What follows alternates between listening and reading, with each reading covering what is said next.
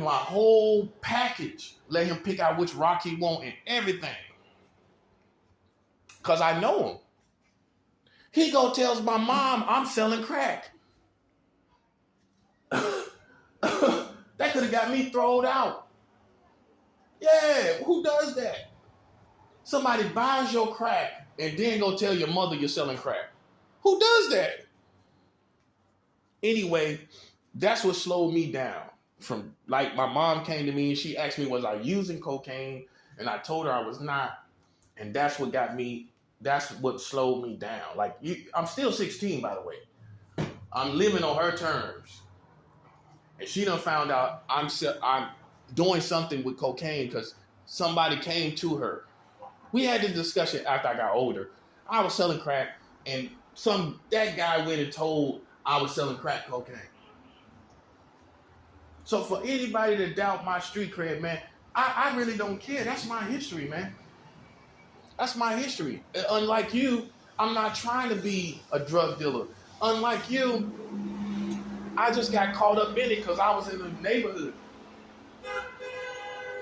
Unlike you, I'm not running to the fire. I'm not running to the streets. I'm not running to bad neighborhoods and trying to be down with people.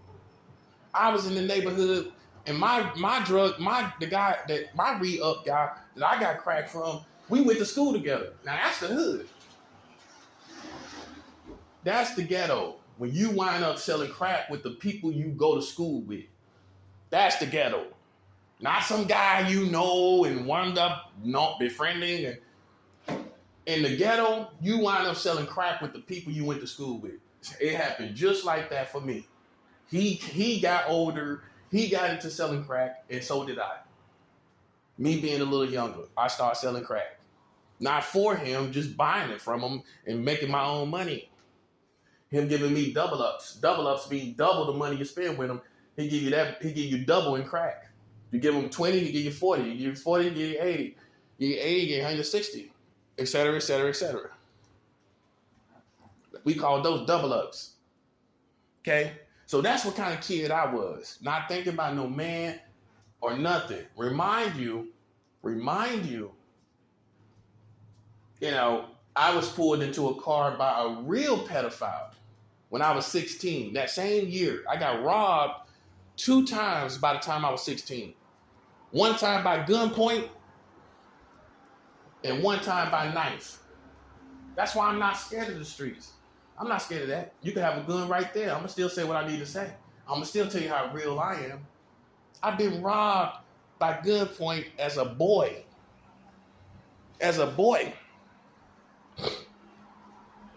Okay?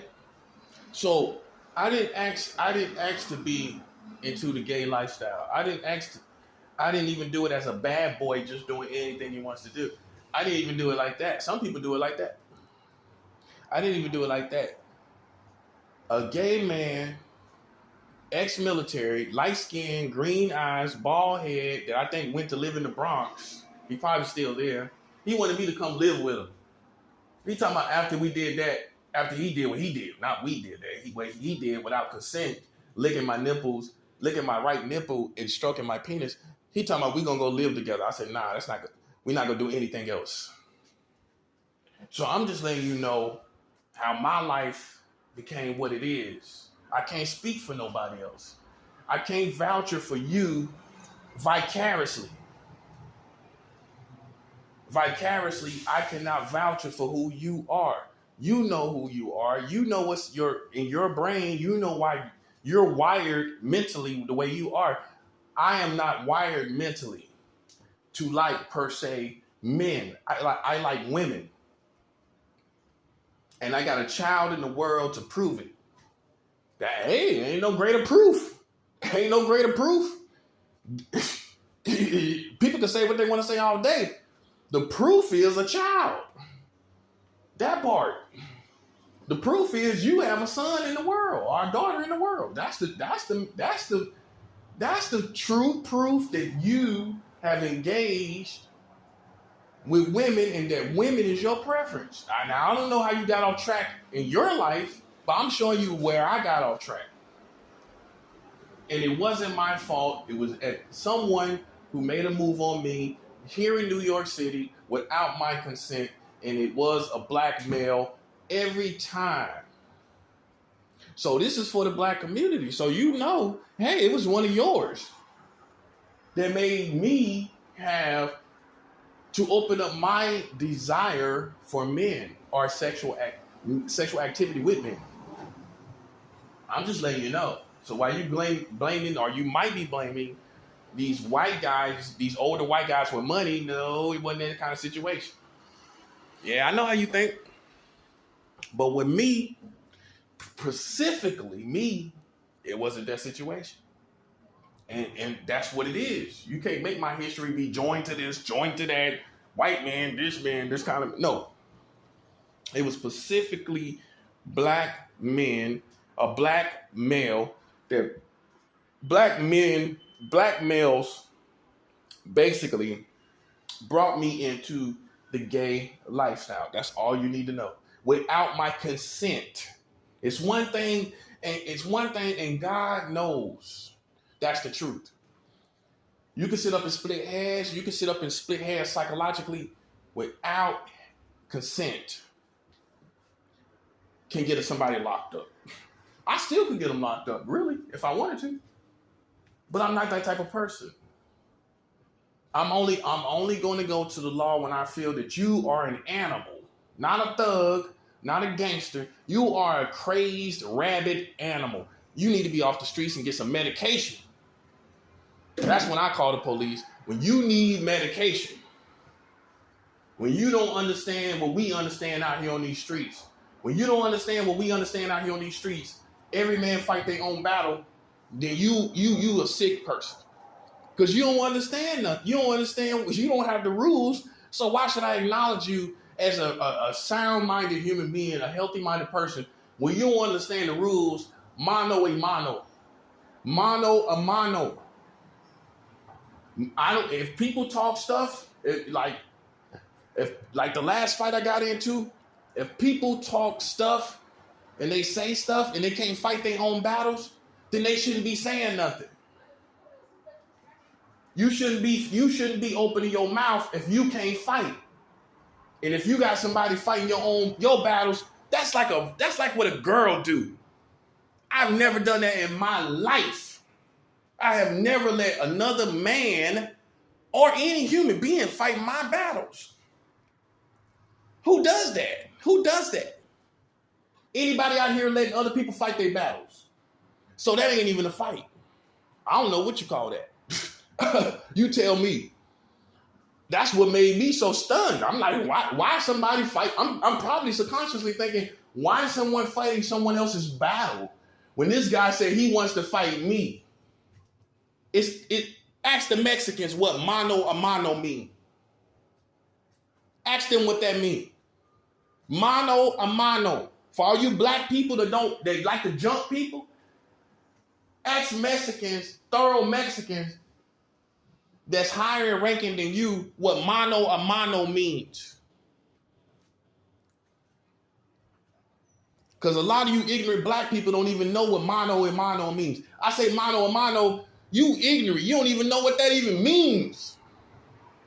You ignorant bastards. I fight man to man. If you man enough to talk some stuff, you man enough to get beat down. I can get biblical with it. I can get biblical with this. For people that jumps in fights, you know what the Bible says? A man that goes by and comes into, and I'm paraphrasing, comes into another man's quarrel between two other people is like pulling a dog by the ears. And that's Proverbs, I think, 26:17. So the Bible is backing me. You don't jump into someone else's quarrel. You don't know what happened. And I was right. And if you're not right, you're going to be cursed, and you ain't going to have no respect or wrong, even among street men. It's mano a mano out here.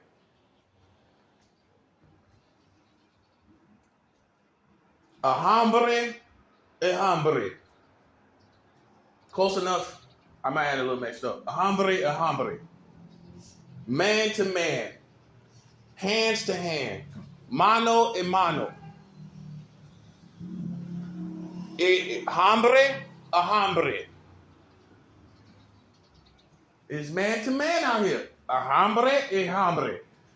Mano a mano. I don't care what rules you live by. I don't care if you're an animal and monster doing whatever you want to do. I'm talking about out here where rules apply. People say, well, ain't nothing fair. We still have rules out here. Even though stuff is not fair, we still have rules that people can live and die by. Right or wrong. Even though it's not a fair world, we still got rules on the streets. And on the streets, it's mano a mano. I practice this. I sat back and watched my people that I respect fight their own fights. And we may have drank together, we smoked weed together, I met his mother, but when it comes to you engaging someone else and there's only one other person, I'm going to let you fight your own battles. This is the real world. I don't know where they live at. In swamps and crevices in the gutter, in the sewers like Ninja Turtles. I don't know where you live at. But in the real world, it's mano a mano, especially when the man sits up and try to fight, offer you to a fight. So how I lose? Explain to me how I lose. No, I lose among ignorant people, but not real men, and especially real men in the community where I live, in the Mexican community. They ain't trying to hear that. Mano a mano is the code, buddy, right there on them streets. Not among police, on the streets. Mano a mano.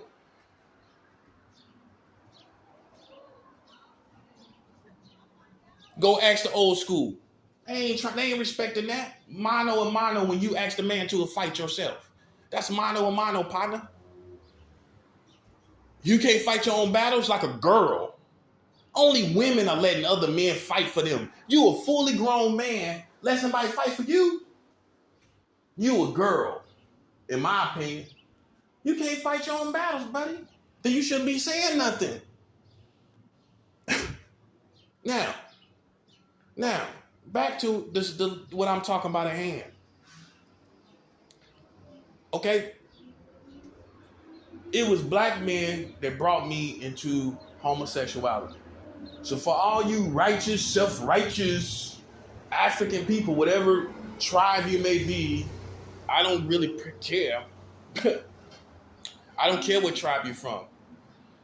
What you need to know is the person that you're looking at, a person that had the potential to be your leader, some black man made him gay. I know you don't want to hear it. I know you don't want to hear it like that because you're biased towards your community, but it's the history, whether it's your community or not. That's all you need to know, partner. It was a black guy that did it without consent, and I could get him locked up. But I'm not that type of person. God is going to deal with you. God is going to deal with you. When somebody telling you they like women and you still made a move on them, God's going to deal with you.